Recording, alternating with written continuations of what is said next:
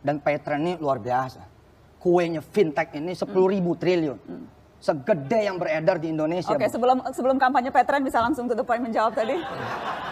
Ketika perjanjian bersamanya ditandatangani, mereka harus mengeluarkan cek kepada 14 karyawan ini 14 kali 6 sesuai dengan angsuran.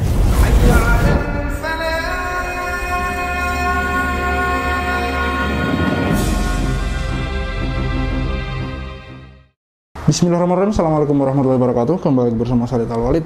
14 karyawan Paytrend atau mantan karyawan Paytrend yang sedang berjuang menuntut agar haknya dikembalikan, gajinya dibayarkan gitu teman-teman. Dan dimediasi oleh Disnaker dan Pak Zaini Mustafa dalam hal ini selaku kuasa hukum dari para mantan karyawan Paytrend ini.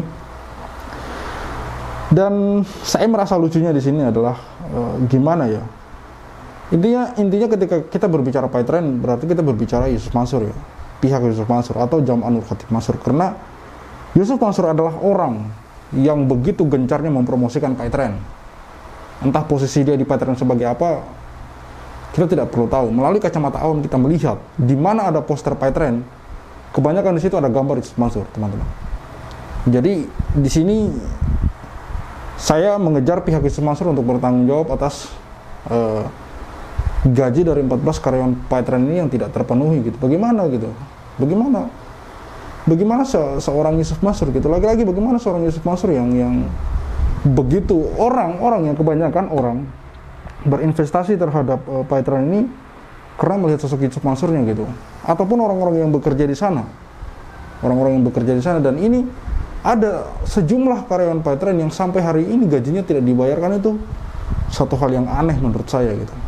Ada juga pernah diwawancara oleh Pak Darso Arif, seorang perempuan bernama Mbak Aisyah, itu juga bahkan sampai hampir 20 bulan gajinya tidak dibayarkan gitu oleh pihak Paytrend. Padahal dia masuk ke Paytrend dengan tujuan untuk hijrah gitu. Dia keluar dari bank dan masuk ke Paytrend gitu.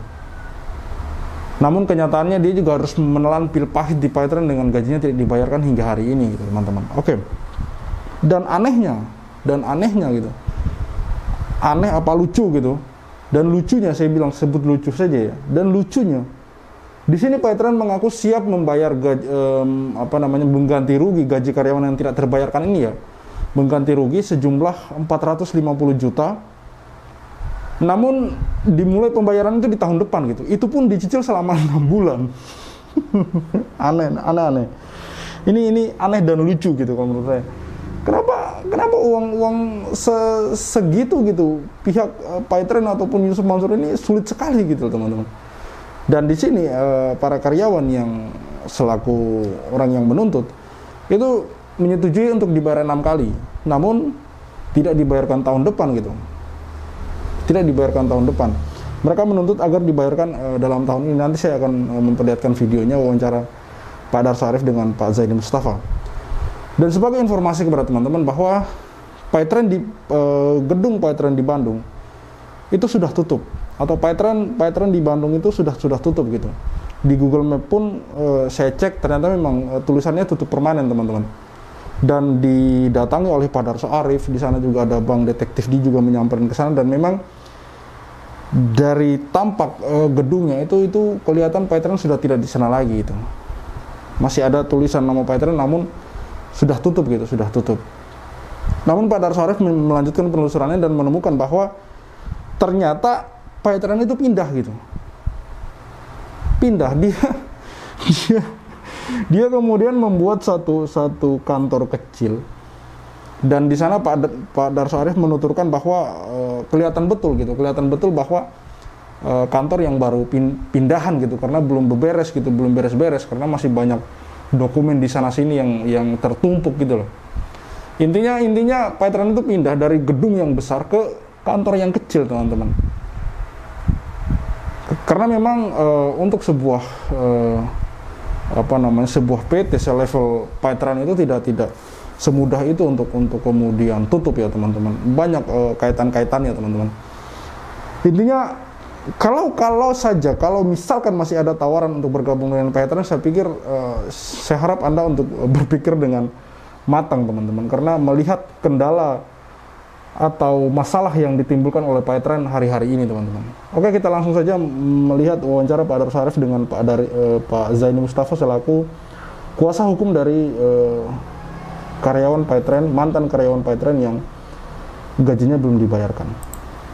Oh, Pak Zaini Mustafa dan Isaf, karyawan Paytren. Hari ini tripatrit ya Pak? Betul. Di Dinas Tenaga Kerja Kota Bandung. Apa hari ini Pak yang dibicarakan dan hasilnya apa ini Pak?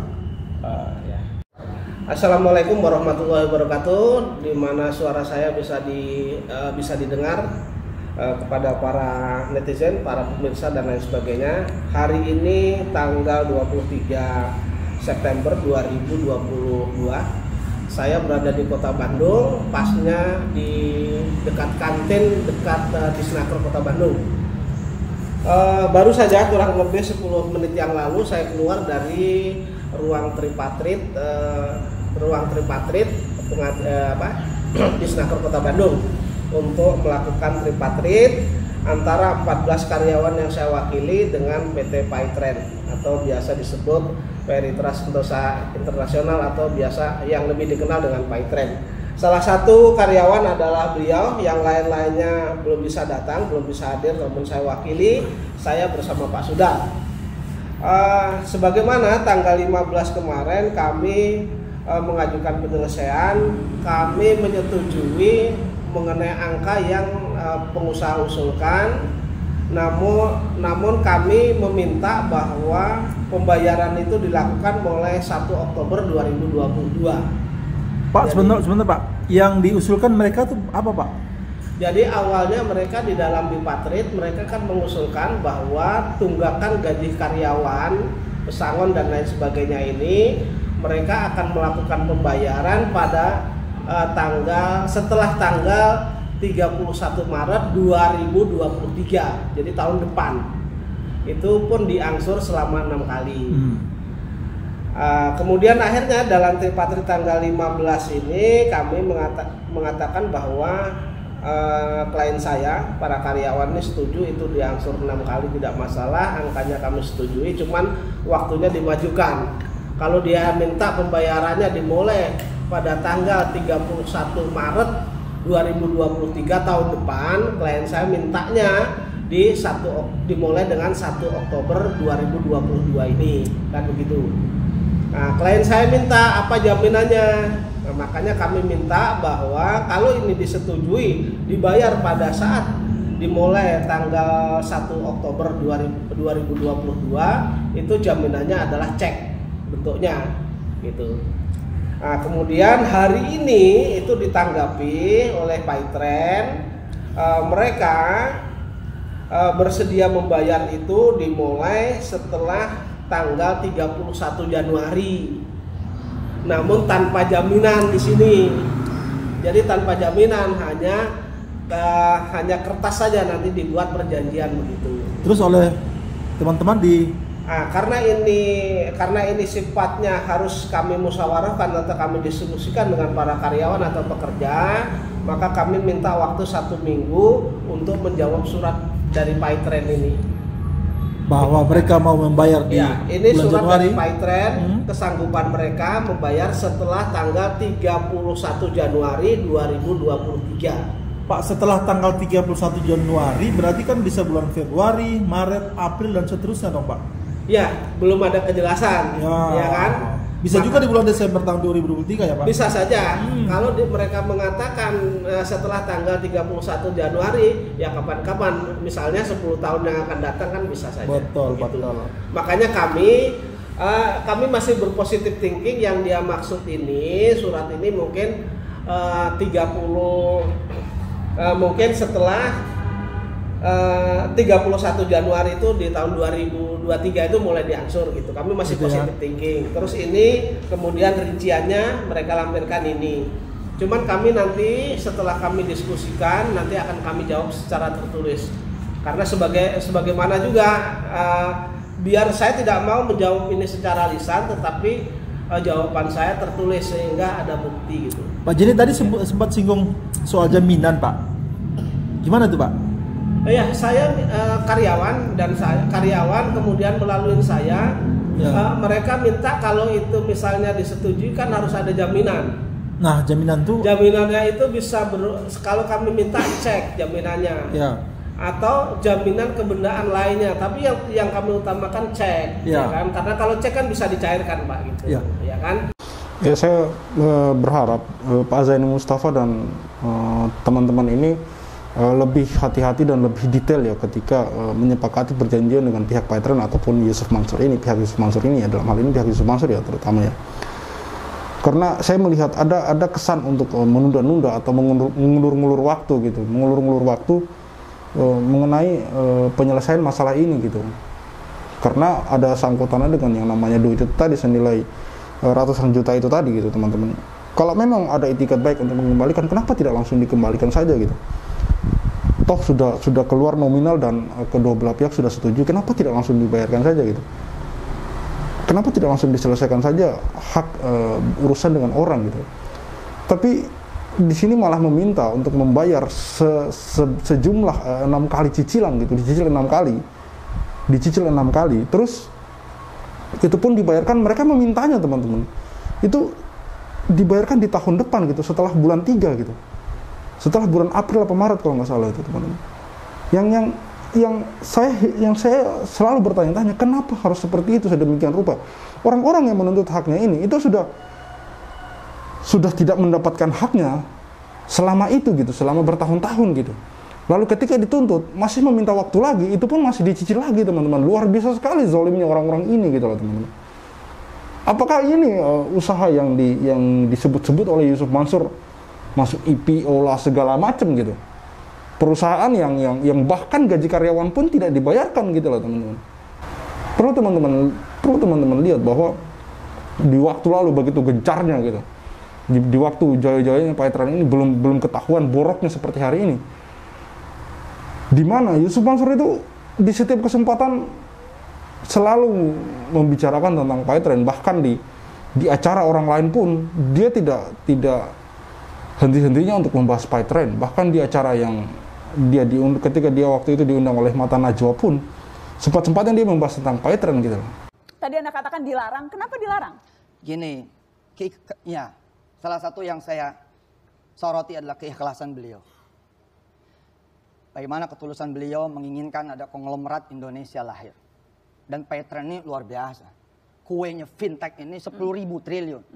Segede yang beredar di Indonesia. Oke, sebelum kampanye Paitren bisa langsung to the point menjawab tadi. Apakah karena ada semacam apakah persepsi atau framing atau sesuatu yang dikampanyekan bahwa bisa jadi bahwa Jokowi tidak dekat dengan umat? Kan? Tapi saya bilang enggak Pak, mimpi Paitren itu mimpi Indonesia. Salah.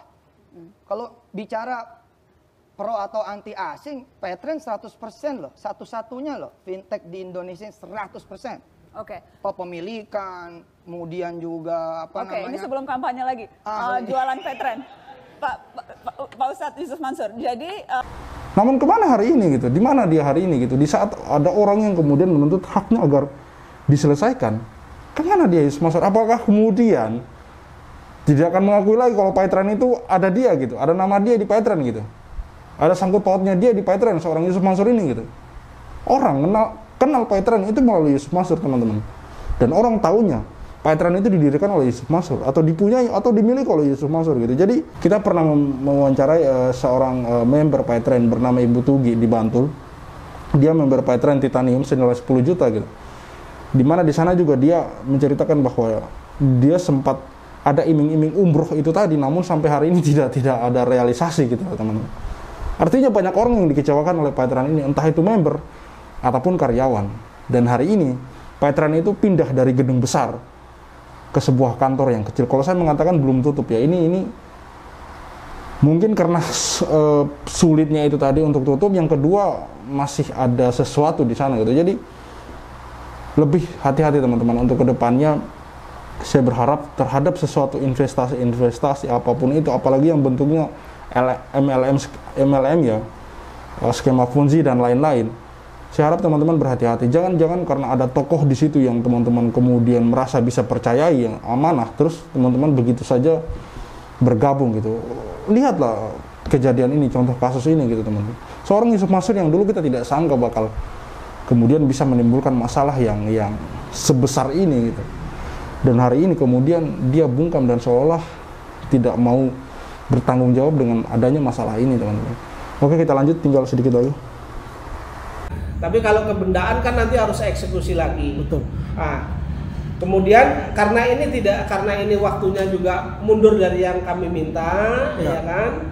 Kemudian tidak ada jaminan, saya harus berdiskusi dulu ke 14 karyawan ini. Pak Jenny, itu sebenarnya berapa sih angka yang disetujui oleh Paytren itu Pak untuk membayar karyawan ini Pak? Angka yang disetujui oleh mereka itu totalnya 451 juta. Ya. 864.141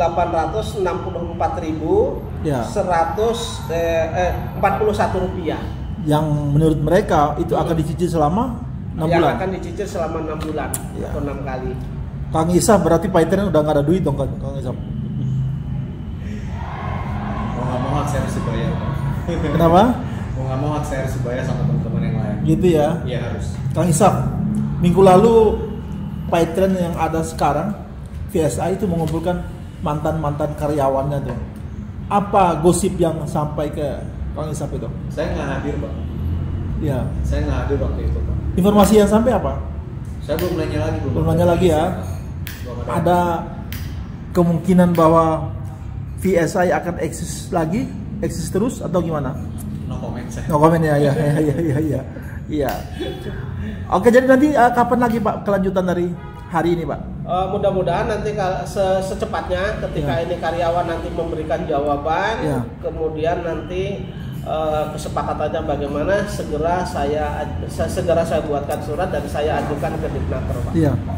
Kang Isaf, karyawan yang senasib dengan 14 orang ini kan banyak. Ada niatan lagi untuk menggugat lagi apa yang lain nggak? Nggak tahu kalau bagian asisten atau yang sebelum-sebelumnya saya kurang paham ya Pak ya. Iya. Mungkin mereka udah capek apa ya. Itu ya. Terus-terusan atau sampai berlarut-larut seperti ini Pak sampai sekarang bahkan. Iya. Itu sih Pak, setahu saya. Oke deh, kita doakan ya perjuangannya berhasil ya Pak Jenny. Pak Sudar mungkin ada. Cukup ya Pak. Oke, terima kasih Pak Jenny, Pak Sudar, Kang Isaf. Sama-sama. Ya, sekali lagi saya pesankan kepada Pak Zaini Mustafa dan kawan-kawan ketika kemudian menyelesaikan perjanjian itu, saya harap detail, dan saya pikir sini Pak Zaini Mustafa juga orangnya hati-hati dan detail ya mengenai tahun, tanggal, waktu. Karena sekali lagi saya melihat bahwa ada keterpaksaan dari pihak Paytren ataupun Yusuf Mansur dalam menyelesaikan masalah ini. Ya, saya pikir mungkin ya karyawan ini sudah menuntut dari dulu, bahkan sebelum viral masalah ini gitu. Saya berpikirnya seperti itu gitu. Mungkin para karyawan yang menuntut haknya hari ini, yang menuntut haknya itu mungkin sudah sejak dulu menanyakan gajinya gitu. Ya siapa orang yang mau kerja nggak digaji itu siapa gitu loh hari ini gitu. Siapa yang mau kerja kemudian nggak digaji, siapa? Mungkin sejak dulu mereka menanyakan haknya namun tidak digubris gitu. Hari ini pun digubris dengan sesulit itu walaupun sudah seviral ini teman-teman. Orang sudah banyak yang tahu tentang kasus dan masalah Paytren, baik dengan membernya ataupun terhadap karyawannya gitu teman-teman. Sampai hari ini pun aplikasinya susah dibuka, apalagi mau bicara dipakai gitu. Padahal dulu Yusuf Mansur begitu sesumbarnya mengatakan akan IPO segala macam lah. Akan sukses besar Paytren ini sehingga banyak yang bergabung di dalam. Namun kenyataannya hari ini duit orang di sana itu lenyap begitu saja gitu bersama janji-janji manis Paytren teman-teman. Oke, semoga pihak atau karyawan Paytren, mantan karyawan Paytren segera mendapatkan hak-haknya kembali gitu, dan kita berdoa bersama-sama semoga pihak Paytren ataupun Yusuf Mansur ini dibukakan pintu hatinya agar kemudian mau bertanggung jawab dan tidak harus seribet dan sesulit ini gitu loh teman-teman. Tidak harus seribet dan sesulit ini gitu. Orang-orang menuntut haknya harus pakai kuasa hukum segala gitu. Padahal mereka gaji itu gajinya itu adalah mereka dapatkan setelah mereka melaksanakan kewajibannya di mana mereka bekerja di Paytren gitu. Ada salah satu hadis yang mengatakan bahwa bayarlah gaji karyawanmu atau gaji pekerjamu sebelum keringatnya mengering. Apakah Yusuf Mansur tidak mengetahui hadis itu gitu? Sehingga kemudian orang-orang ini, para mantan karyawan dari Paytren ini sampai harus berupaya seperti ini agar gajinya dibayarkan oleh pihak Paytrend. Apakah Yusuf Mansur tidak mengetahui ini gitu? Oke, cukup sekian dari saya, Khalid Al Walid. See you on the next videos.